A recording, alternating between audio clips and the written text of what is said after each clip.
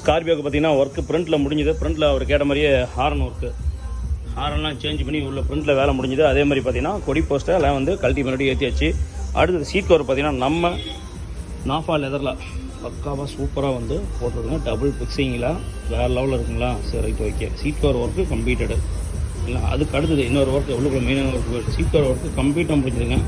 மெயினான ஒர்க் என்னென்னு கேட்டிங்கன்னா நம்மளால் ஃப்ளோர் மேட்டிங் ஒட்டியிருக்கிறாப்புல. ஆக்சுவலி பார்த்தீங்கன்னா இது வந்து அடியில் இருந்ததை எடுத்துகிட்டு கம்பெனி மேட், இது கம்பெனி மேட்டுக்கு மேலே பார்த்தீங்கன்னா அது பந்தம் காட்டிடுறேன்.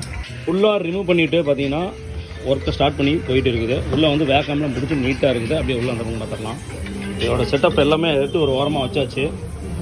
உள்ளே பார்த்தீங்கன்னா ஃப்ளோரிங் மேட் ஒர்க் வந்து நம்ம விக்னஸ் போட்டுருக்கிறாப்புல.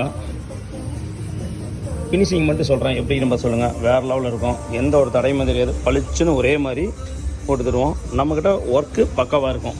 முடிச்சுட்டு சொல்கிறேன் எப்படின்னு பார்த்து சொல்லுங்கள். அடுத்த வீடியோவில் சந்திக்கிறோம். நன்றி, வணக்கம்.